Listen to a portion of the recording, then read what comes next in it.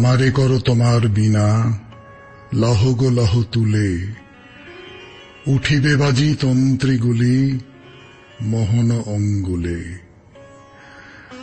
শরণাগতর শুরুতে আপনাদের সৌমিত্র বসুর এই প্রার্থনা, আমারে করো তোমার বিনা।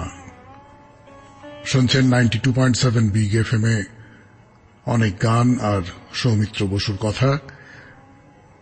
প্রথমে বিশুদ্ধ সিদ্ধান্ত মতে আজকের দিনটার কথা বলি। আজকে মঙ্গলবার 26শে বৈশাখ 1429, ইংরেজির 10ই মে 2022, তিথি বৈশাখ, শুক্লপক্ষ নবমী, নক্ষত্র মঘা। সূর্যোদয়ের সময় ভোর 5:02 হয়ে 54 সেকেন্ড, সূর্য অস্ত যাবার সময় বিকেল 6:03 হয়ে 38 সেকেন্ড। আজকে জন্মে সিংহ রাশি, ক্ষত্রিয় বর্ণ, দেবারিগণ। রাত্রি 6:40 গতে নরগণ। আমাদের হোয়াটসঅ্যাপে চিঠি পাঠাবার নাম্বার 9831922927। চিঠির গোড়ায় অতি অবশ্যই SG লিখতে হবে। আর আমাদের ফেসবুক হল শরণাগত সৌমিত্র, SHARANAGATA শরণাগত, SOUMITRA সৌমিত্র। এই শরণাগত সৌমিত্র পাতা থেকে আপনাদের সৌমিত্র বসু প্রত্যেক সোম, বুধ এবং শুক্রবার রাত 9:30 সময় সশরীরে মানে ভিডিও মারফত আপনাদের সঙ্গে কথাবার্তা বলে, আড্ডা মারে। সব দিন যে পারে এমনটা বললে মিথ্যে কথা বলা হবে, কিন্তু প্রাণপণে চেষ্টা করে এবং অনেক দিনই পারে। এবারে বলি আজকের অনুষ্ঠান সম্পর্কে। আজকের অনুষ্ঠানে প্রথমে পুরাণ চিরন্তন। পুরাণ চিরন্তনে আমাদের আজকের বিষয় হচ্ছে বাণিজ্য। মহাভারতের যুগে বাণিজ্য কিরকম ছিল তাই নিয়ে 2-4টে কথা বলবো আপনাদের। না, গল্প বলবো না, কথা বলবো। তারপরে স্বামী বিবেকানন্দের রচনা থেকে পাঠ, তারপরে ঠাকুর রামকৃষ্ণ পরমহংসদেব এবং তার পার্ষদ যারা আছেন তাদের নিয়ে কথা, চিঠির উত্তর এবং শেষে বাইরে দূরে। তাহলে এই হলো আমাদের আজকের অনুষ্ঠান সূচি। এই অনুষ্ঠান সূচি সামনে রেখে প্রথমে পুরাণ চিরন্তন, মহাভারতের কথা বলবো, বাণিজ্যের কথা বলবো, কিন্তু তার আগে গান শোনাবো 92.7 বিগ এফএম এ শরণাগত অনুষ্ঠানে। পুরাণ চিরন্তন 92.7 বিগ এফএম এ শরণাগত অনুষ্ঠানে পুরাণ চিরন্তনে আমি আপনাদের বলবো বাণিজ্যের কথা। মহাভারতের যুগে বাণিজ্যের কতগুলো নিয়ম কানুন ছিল, কতগুলো প্রথা ছিল, সেরকম কয়েকটা প্রথার কথা বলবো আপনাদের। যেমন ধরুন, বাণিজ্যটা করবে কারা, এটা একেবারে নির্দিষ্ট করা ছিল যে বাণিজ্যটা বৈশ্যরাই করবে, সেটাই হলো তাদের কাজ, তাদের অধিকার। না, ব্রাহ্মণ এবং ক্ষত্রিয়রা যে বাণিজ্য একেবারে করত না এমনটা নয়, কিন্তু সেইটা বলা হতো আপদবৃত্তি, মানে আপদবৃত্তি আর কি, মানে যেটা করার কথা নয় কিন্তু করছে আর কি করা যাবে, কিন্তু আসলে বাণিজ্যের কাজটা করার কথা বৈশ্যদের। একটা কথা বলি, সকালবেলা দুধ আনতে যান তো, পয়সা দিয়ে দুধ কেনেন, মাংস তো নিশ্চয়ই পয়সা দিয়ে কেনেন, আর তেলও তাই না। এই কথাটা কেন বললাম, সেই যুগে মহাভারতের যুগে বাণিজ্যে দুধ, মাংস আর তেল এবং এরকম 2-1টা জিনিস, সেইগুলোর বিক্রি নিষেধ করা হয়েছিল। হ্যাঁ, মানে দুধ, মাংস আর তেল কেউ বিক্রি করতে পারবে না, কেউ কিনতেও পারবে না, ওগুলো এমনি এমনি পেতে হবে। দুধ, মাংস আর তেল, আহা হা হা হা, ভেবে দেখুন তো কি সুন্দর দিন ছিল। মাংস কিনতে গেলে এখন মাংসের কেজি কত করে, আপনাকে কোনো পয়সা দিতে হচ্ছে না, দুধ কিনতে পয়সা দিতে হচ্ছে না, তেল কিনতে পয়সা দিতে হচ্ছে না। আমি জানি না সেই তেলের মধ্যে পেট্রোলও পড়বে কিনা। আর একটা কথা বলি আপনাদের, বাণিজ্য বিষয়ে নৃপতির কর্তব্য কি। সে যুগে যা ছিল এ যুগেও মোটামুটি তাই। ব্যবসায়ীদের সমস্ত রকমের সুযোগ সুবিধা করে দেওয়াটা হচ্ছে রাজার কাজ। ব্যবসার উন্নতি নৃপতির বা রাজা যেভাবে ব্যবস্থা করে দিয়েছেন তার উপর অনেকটা নির্ভর করে। অর্থাৎ আমাদের এখানে যেমন সরকার যেমন করে ব্যবস্থা করে দেন সেই অনুযায়ী ব্যবসাপত্র হতে পারে, সেই যুগেও তাই ছিল, স্বভাবতই তাই থাকবে। তো যদি রাষ্ট্রের কোনো ব্যবস্থার গোলমালের ফলে বাণিজ্যের উন্নতি আটকে যায়, তাহলে তার জন্য রাজাই দায়ী থাকবেন।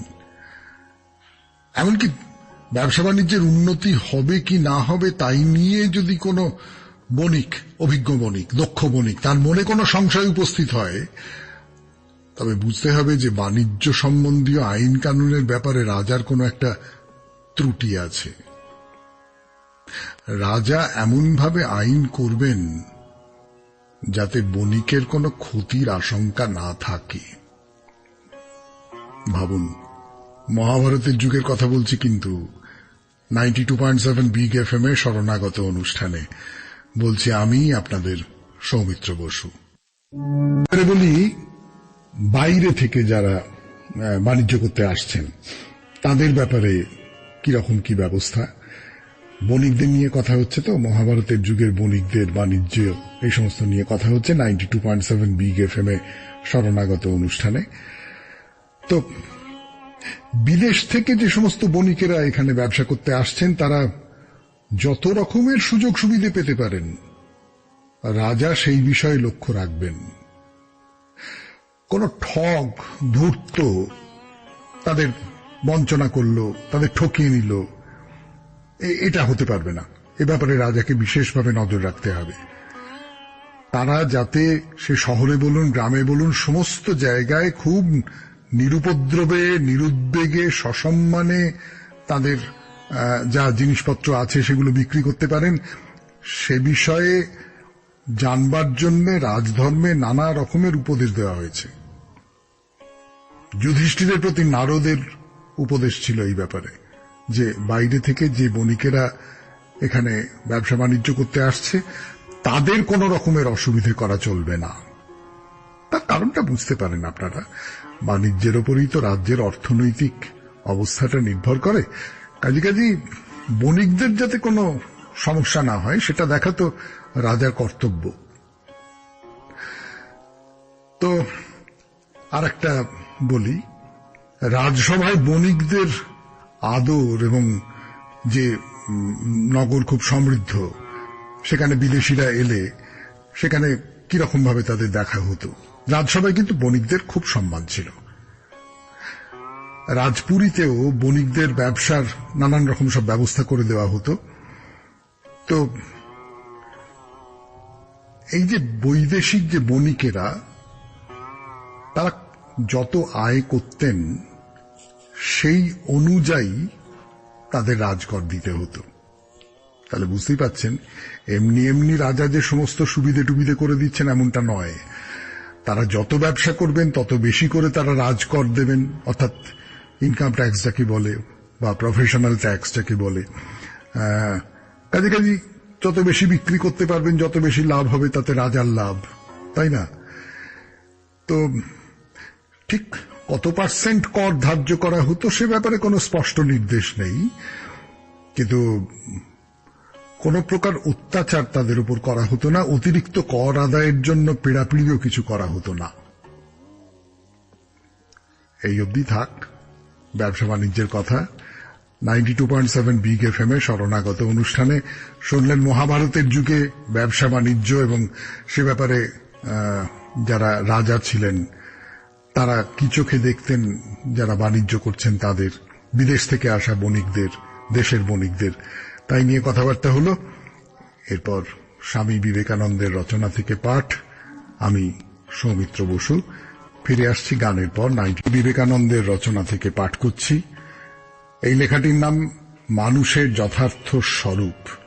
লন্ডনে বক্তৃতা দিয়েছিলেন, সেই বক্তৃতার বাংলা অনুবাদ পড়ে শোনাচ্ছি আপনাদের। মানুষ এই পঞ্চেন্দ্রিয় গ্রাহ্য জগতে এতটা আসক্ত যে সহজে সে উহা ছাড়িতে চাহে না।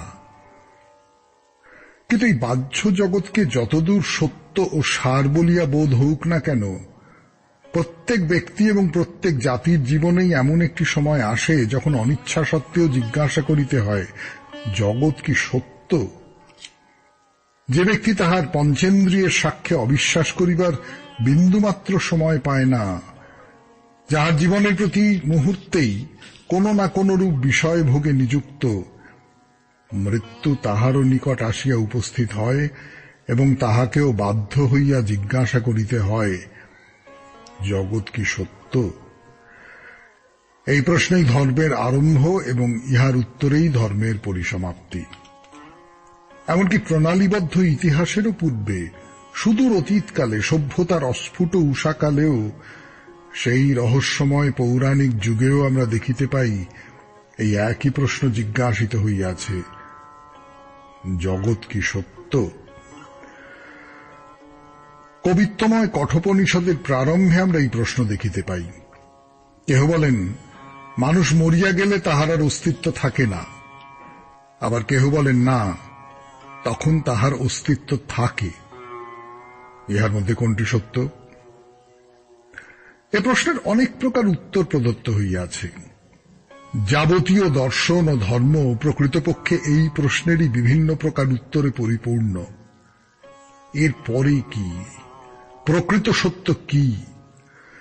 অনেকে আবার এই প্রশ্নকে, প্রাণের এই অশান্ত জিজ্ঞাসাকে থামাইয়া দিতে, দাবাইয়া দিতে চেষ্টা করিয়াছেন। কিন্তু যতদিন জগতে মৃত্যু বলিয়া কিছু থাকিবে, ততদিন এই দাবাইয়া দিবার চেষ্টা সর্বদা বিফল হইবে। আমরা মুখে খুব সহজে বলিতে পারি, জগতের অতীত সত্তার অন্বেষণ করিব না, বর্তমান মুহূর্তেই আমাদের সমস্ত আশা আকাঙ্ক্ষা আবদ্ধ রাখিব, ইন্দ্রিয়াতীত বস্তুর চিন্তা করিব না বলিয়া খুব চেষ্টা করিতে পারি। আর ইন্দ্রিয়গ্রাহ্য বাহিরের সবকিছু আমাদিগকে সংকীর্ণ সীমায় আবদ্ধ রাখিতে পারে, সমুদয় জগৎ মিলিয়া বর্তমানের ক্ষুদ্র সীমার বাহিরে দৃষ্টি প্রসারণে বাধা দিতে পারে। কিন্তু যতদিন জগতে মৃত্যু থাকিবে, ততদিন এই প্রশ্ন বারংবার জিজ্ঞাসিত হইবে। আমরা এই যে সকল বস্তুকে সত্যের সত্য, সারের সার বলিয়া ওইগুলির প্রতি আসক্ত, মৃত্যুই কি ইহাদের চরম পরিণাম? জগৎ তো এক মুহূর্তেই ধ্বংস হইয়া কোথায় চলিয়া যায়। গগনস্পর্শে অত্যুচ্চ পর্বত নিম্নে অতল গহ্বর যেন মুখব্যাদান করিয়া গ্রাস করিতে আসিতেছে।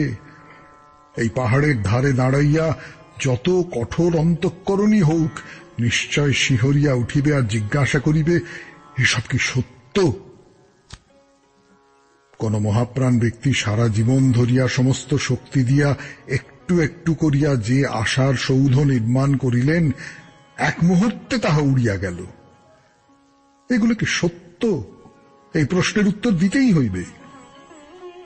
কালক্রমে এই প্রশ্নের শক্তি হ্রাস পাইবে না, বরং কালস্রোতে যতই উহার শক্তি বৃদ্ধি পাইবে, ততই উহা হৃদয়ের উপর গভীর বেগে আঘাত করিবে। শুনলেন স্বামী বিবেকানন্দের রচনা থেকে পাঠ 92.7 বিগ এফএম এর শরণাগত অনুষ্ঠানে। এরপর ঠাকুর শ্রী রামকৃষ্ণ পরমহংসদেবের কথা। ফিরে আসব গানের পর। গতদিন বলেছিলাম রসিক ম্যাথরের কথা 92.7 বিগ এফএম এর শরণাগত অনুষ্ঠানে, মনে আছে তো? আজকে বলবো নীলকণ্ঠ মুখুজ্জের কথা। নীলকণ্ঠ মুখুজ্জে গান শোনাতে আসে ঠাকুরকে। বড় ভালো গান গায়, যে শোনে সেই মজে। আহা, নীলকণ্ঠের গান কি চমৎকার! শ্রীমা বলছেন ঠাকুর চলে যাওয়ার পর শ্রীমাও শুনতে খুব ভালোবাসতেন। ঠাকুর বড় ভালোবাসতেন। কি আনন্দেই তখন ছিলাম। কত রকমের লোকই তার কাছে আসত। দক্ষিণেশ্বরে যেন আনন্দের হাট বাজার বসে যেত। এই হচ্ছেন নীলকণ্ঠ মুখুজ্জে, গান করেন। একজন ছিলেন অভিনেতা, নটো। তিনি ঠাকুরের আশীর্বাদ পেয়েছিলেন, ঠাকুরের ভালোবাসা পেয়েছিলেন। আরেকজন তিনি গান করেন, কীর্তন করেন, নীলকণ্ঠ মুখুজ্জে। তিনিও ঠাকুরের ভালোবাসা পেয়েছেন। একদিনের কথা বলি আপনাদের। ঘরে মেঝেতে মাদুরের ওপর বসে আছেন ঠাকুর। তো দীননাথ খাজাঞ্চিও তাকে দর্শন করতে এসছে। 5-6 জন লোক এদিক ওদিক বসে আছে। এর মধ্যে কয়েকজন সাঙ্গপাঙ্গ নিয়ে ঘরে ঢুকলো নীলকণ্ঠ। তাকে দেখে ঠাকুর বললেন, আমি ভালো আছি। নীলকণ্ঠ যুক্ত করে বলল, আপনি ভালো আছেন, আমায়ও ভালো করুন। এই সংসারে পড়ে রয়েছি। ঠাকুর বললেন, না না, 5 জনের জন্য তো তিনি রেখেছেন তোমাকে সংসারে। 5 জনের সেবাতেই তো ঈশ্বর পুজো গো। তিনি তোমার কাজের মধ্যে দিয়ে পুজো নিচ্ছেন। কাজ যেমন হোক, পুজো ঠিকই হচ্ছে। বলো, তাঁর সংসার, যাদের সেবা করছি তারা তাঁরই প্রতিনিধি। ঠাকুর আরো বলছেন, এই যে ধরো তুমি যাত্রাটি করছো, হ্যাঁ, তা তোমার ভক্তি দেখে কত লোকের কত উপকার হচ্ছে বলো তো। আর তাছাড়া তুমি যদি এখন ছেড়ে দাও, এই যে সব সাঙ্গ পাঙ্গ তোমার যারা আছে, তারা এখন কোথায় যাবে?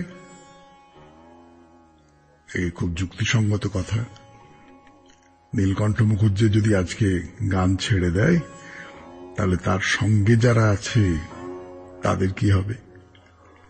92.7 বিগ এফএম এর শরণাগত অনুষ্ঠানে শুনছেন ঠাকুরের কথা, নীলকণ্ঠ মুখুজ্জের কথা।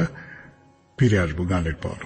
খুব ভালো লাগলো জানেন, 92.7 বিগ এফএম এর শরণাগত অনুষ্ঠানে তার কথা বলছি আপনাদের। ঠাকুরে যে বললেন যে তোমাকে দিয়ে ঈশ্বর এই সমস্ত কাজগুলো করাচ্ছেন, কত লোকের কত উপকার হচ্ছে বলতো। তারা ঠাকুরের নাম শুনতে পাচ্ছে, গান শুনতে পাচ্ছে। আর তাছাড়া তোমাকে দিয়ে তো কতগুলো লোকের ভরণ পোষণ হচ্ছে। তো নীলকণ্ঠ ভাবল, তাই তো আমাকে দিয়ে কতগুলো লোকের ভরণ পোষণ হচ্ছে, এই দিয়েই আমি ঈশ্বরের সাধন ভজন করছি। হ্যাঁ, যাকে দিয়ে তিনি যা করাবেন তাতেই তার তুষ্টি। তস্মিন তুষ্টে জগৎ তুষ্টম। তো ঠাকুর বলছেন, তোমাকে দিয়ে তিনি কাজ করিয়ে নিচ্ছেন তার যেমন খুশি। কাজ শেষ হলে তুমি আর ফিরবে না। এই যেমন ধরো না, বাড়ির গিন্নি, হ্যাঁ, বাড়ির গিন্নি তো সমস্ত সংসারের কাজ কর্ম সেরে টেরে সকলকে নাইয়ে খাইয়ে তারপর চান করতে যায়। তখন শত ডাকাডাকি করলেও ফেরে না, তাই না? তুমিও তেমনি তোমার এই যে কর্তব্য কর্মগুলো আছে সেইগুলো সব শেষ করো, তারপর যখন চলে যাবে শত ডাকাডাকিতেও ফিরবে না গো। তা নীলকণ্ঠ বলল, আপনি আমাকে আশীর্বাদ করুন। আরে যে কালে তার নাম করতে তোমার চোখ জলে ভেসে যায়, সে কালে তোমার ভাবনা কি গো? তার উপরে তোমার যে ভালোবাসা এসেছে, এইটি হলো কথা। ভালো হও আর ভালোবাসো। ভালো হতে পারলেই ভালোবাসবে, কিংবা ভালোবাসতে পারলেই ভালো হবে। এটা বড় ভালো কথা না, বড় দামি কথা। ভালো হতে পারলে ভালোবাসবে, আর যদি ভালোবাসতে পারো তাহলে ভালো হবে। হ্যাঁ, এটা তো আমাদের সবাইকার জীবনের কথাই হতে পারে না? তো ঠাকুর বলছেন, তোমার গানটি বেশ, জানো, শ্যামাপদে আশা নদীর তীরে বাস। আরে পদে যদি নির্ভরতা থাকে তাহলেই হলো। তাই বলে চুপ করে থাকলে চলবে? ডাকতে হবে, কাজ করতে হবে। কাজ করতে হবে। কি কাজ? কীর্তন গাওয়া, ঠাকুরের নাম গান করা। শুনছেন রামকৃষ্ণদেবের কথা 92.7 বিগ এফএম এ শরণাগত অনুষ্ঠানে। ফিরে আসছি গানের পর। নীলকণ্ঠ মুখুজ্জের কথা বলছিলাম 92.7 বিগ এফএম এর শরণাগত অনুষ্ঠানে। বলছিলাম ঠাকুরের সঙ্গে তার কথোপকথনের কথা। ঠাকুর তাকে খুব ভালোবাসেন, তার গান খুব ভালোবাসেন, শ্রীমাও খুব ভালোবাসতেন। তো সকালবেলা নবীন নিয়োগীর বাড়িতে কীর্তন করতে গিয়েছিল নীলকণ্ঠ। ঠাকুর সেখানে গিয়েছিলেন, গিয়ে কীর্তন শুনে এসেছেন। তো আবার নীলকণ্ঠের কি মনে হচ্ছে বিকেলবেলা ঠাকুরের কাছে দক্ষিণেশ্বরে চলে এসছে। তো তাই নিয়ে কথাবার্তা হচ্ছে, এটা ওটা হচ্ছে। বুঝতেই পারছেন না এসে থাকতে পারছে না বলে ওর বিকেলবেলা চলে এসছে, সকালে দেখা হয়েছে তা সত্ত্বেও। তা ঠাকুর বলছেন যে, তুমি সকালে এত গাইলে, আবার আমার এখানে এসেছো কষ্ট করে। এখানে কিন্তু অনারারি। অনারারি মানে বুঝতে পারছেন তো? ওখানে তো তুমি গান টান গিয়ে পয়সা কড়ি পাও, এখানে কিন্তু পয়সা টয়সা কিচ্ছু পাওয়া যাবে না। তা নীলকণ্ঠ বলল, কি যে বলেন, আমি এখান থেকে অমূল্য রতন নিয়ে যাব। ঠাকুর কি বলছেন? বড় দামি কথা বলছেন। বলছেন, সে অমূল্য রতন নিজের কাছে, নিজের কাছে। না হলে তোমার গান এত ভালো লাগে কেন? রামপ্রসাদ সিদ্ধ পুরুষ, তাই তার গান অত মধুর। জানো তো, সাধারণ জীবকে বলে মানুষ, আর যার চৈতন্য হয়েছে তাকে বলে মানহুঁস। তুমি সেই মানহুঁসেদের দলে গো, তুমি সেই মানহুঁসেদের দলে। শুনলেন ঠাকুর শ্রীরামকৃষ্ণ পরমহংসদেবের কথা, নীলকণ্ঠ মুখুজ্জের কথা। এরপর গান, গানের পর আপনাদের চিঠি। আমি আপনাদের সৌমিত্র বসু। বিগ এফএম এর শরণাগত অনুষ্ঠানে এই চিঠিটার একটা ছোট্ট ইতিহাস আপনাদের ধরিয়ে দেবার আছে। সেটা হলো যে 1 মে আমি একটা অনুষ্ঠান করেছিলাম। সেই অনুষ্ঠানে সেটা রবিবারের শরণাগত, এবং সেই রবিবারের শরণাগততে আপনাদের চিঠি পাঠানোর শরণাগত নয়। তো আমার মনে হয়েছিল যে আমি কতগুলো কথা নিয়ে একটু কথা বলি। তাই সেই শরণাগত সম্পর্কে বলতে গিয়ে আমি বলেছিলাম যে একটু এলোমেলো মতন একটা শরণাগত করলাম আজকে, খুব ইচ্ছে করছে একটু এলোমেলো করে শরণাগত করতে। তার উত্তরে এই চিঠিটা এসেছে, পড়ি। 1 মে এলোমেলো শরণাগত প্রসঙ্গে। ওই দিনের শরণাগত মোটেই এলোমেলো হয়নি, বরং সুসংগত, বিনে সুতোয় বাঁধা ছিল। খুব ভালো অনুষ্ঠান হয়েছে। প্রথমে বলা লোকনাথ বাবার গল্পগুলোর সাথে পরের 3টে উপদেশের অদ্ভুত রকম মিল ছিল। প্রথম উপদেশের ব্যাপারে আমার নিজস্ব একটু সংযোজন ছিল। যে মানুষের মধ্যে চালিকা শক্তি যত প্রবল আর যার শরীর যত আজ্ঞাবহ, সে তত তার নিজেকে চেনে। এই শক্তিটা সাধারণ মানুষের থেকে মহাপুরুষের মধ্যে বেশি থাকে, তাই তো তারা প্রণম্য। এইরকম অনুষ্ঠান রবিবারের জন্য বরাদ্দ করে পরিচালক একটি সাধু কাজ করেছেন, ধন্যবাদ জানাই তাকেও। অনুষ্ঠান সঞ্চালনায় সৌমিত্রবাবুর কৃতিত্ব আরেক মাত্রা দিয়েছে। শুভেচ্ছান্তে তপন কুমার সরকার, কালীতারা বোস লেন, বেলেঘাটা, কলকাতা 10। হ্যাঁ, মানে আমি খানিকটা এলোমেলো করেই বলছিলাম, যখন যা মনে হচ্ছে সেইটা বলছি। মানে লোকনাথ বাবার কিছু গল্প বললাম, তার সূত্র ধরে যে কথাগুলো মনে হলো সেইগুলো বললাম। এই সমস্ত করেই হচ্ছিল। আমার মনে হচ্ছিল যে একটু এলোমেলো করেই বলছি, বেশ করছি। এলোমেলো করেই একটা অনুষ্ঠান হোক না, দেখি না কি হয়। আপনার ভালো লেগেছে, এটা আমাকে খুব ভরসা দিলেন আপনি, অনেক ধন্যবাদ আপনাকে। এরপর বাইরে দূরে 92.7 বিগ এফএম এ শরণাগত অনুষ্ঠানে ফিরে আসছি গানের পর। 92.7 বিগ এফএম এ শরণাগত অনুষ্ঠানে এখন বাইরে দূরে। মনে আছে তো বাইরে দূরেতে কোন মন্দিরের কথা বলতে বসেছিলাম? তপকেশ্বর মন্দির, শিবের মন্দির, দেহরাদুন শহরে, মানে আমরা যাকে দেরাদুন বলি আর কি। ওই যে বলেছিলাম যে কোনো তীর্থস্থানেই যেটা থাকে, সাধারণত থাকে, এখানেও বেশ কয়েকটা দোকান বাজার এই সমস্ত পার হয়ে যেতে হবে আপনাকে। সেসব দোকান বাজারে যা পাওয়া যায় বলাই বাহুল্য, তা মোটামুটি পুজোর কাজে আসে। সেসব পার হয়ে দেখুন একটা বড় গেট, আধুনিক গেট, প্রাচীন মন্দির স্থাপত্য, তোরণ ইত্যাদির কোনো ব্যাপার নেই। বড় গেট, মস্ত বড় একটা গেট। তার উপরে বড় বড় ফাঁক ফাঁক করে লেখা রয়েছে। যেভাবে লেখা রয়েছে সেভাবে পড়ি। শ্রী তপকেশ্বর মহাদেব মন্দির। লক্ষ্য করে দেখুন, তপকে আলাদা, সুয়ার আলাদা, মহা আলাদা, দেব আলাদা। কে জানে কেন। যাই হোক, এবার সেই গেট পার হলেন। পার হয়ে একটু এগিয়েই দেখলেন নিচে নেমে গেছে সিঁড়ি। পর পর পর পর সিঁড়ি নেমে গেছে অনেকটা। যাব তো সেই সিঁড়ি দিয়ে। 92.7 বিগ এফএম এর শরণাগত অনুষ্ঠানে ফিরে আসছি গানের পর। নেমে গেছে গেট থেকে। 92.7 বিগ এফএম এর শরণাগত অনুষ্ঠানে বলছি তপকেশ্বর মন্দিরের কথা। না, চওড়া সিঁড়ি, আর এমন কিছু খাড়া নয়, বেশ তত্তর করে নেমে যাওয়া যাবে, কিন্তু অনেকটা। দুপাশে বাড়িঘর কংক্রিটের, তার মধ্যে দিয়ে আপনি নেমে চলেছেন।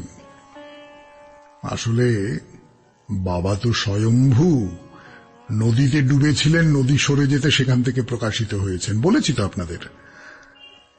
অনেকখানি নিচে নেমে তবে থামলেন। কি দেখছে এখানে? কাঁচের একটা ঢাকনার আড়ালে একজনের মূর্তি রাখা আছে, দ্রোণাচার্য। মনে পড়ে এই যে গুহাটা, এটার নাম হচ্ছে দ্রোণ গুহা। তার কারণ জনশ্রুতি বলে এইখানে নাকি দ্রোণাচার্য বাস করতেন। তো তার একটা মূর্তি রেখে দেওয়া আছে এইখানে, পরেও আছে, আমরা সেই মূর্তির মুখোমুখি হব। তো দ্রোণাচার্যকে কেমন দেখতে? মুনি ঋষির মতো চেহারা, দাঁড়িয়ে আছে, বাঁ হাঁটুর উপর ডান পা তুলে বসে আছেন, পরনে হলদে রঙের কাপড়, কাঁধে একটা লাল উত্তরীয়। আপনাদের কথা জানি না, আমি অন্তত মহাভারতে সেই দ্রোণাচার্যের আর কোন মূর্তি দেখেছি বলে তো এর আগে মনে পড়ছে না। আর একটু এগিয়ে গেলেন, সামনের রাস্তা দুভাগে ভাগ হয়ে গেছে। একটা রাস্তা চলে গেছে প্রধান মন্দিরের কারুকার্য খচিত গেট পার হয়ে ভেতরের দিকে, আরেকটি পথ সিঁড়ি দিয়ে নেমে একটা ছোট্ট মন্দির, তার ঠিক পেছনেই নদী, ওই টোনস নদী। নদীর কোনো প্রতাপ আর নেই, এ নদী তো অন্যদিকে বয়ে গেছে। যেটা পড়ে আছে তাকে খালও বলা যায় না, এমনি একটা জলের ধারা ছাড়া আর কিছু নয়।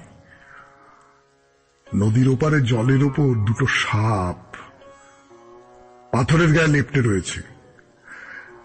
এত দূর থেকে তো ঠিক বোঝা যাচ্ছে না, নদীর ওপারে গিয়ে দেখতে হবে। তো ওপারে যাবার পথে পড়লে একটা ছোট্ট চালা, সেখানে বসে তপস্যা করছেন গুরু দ্রোণাচার্য।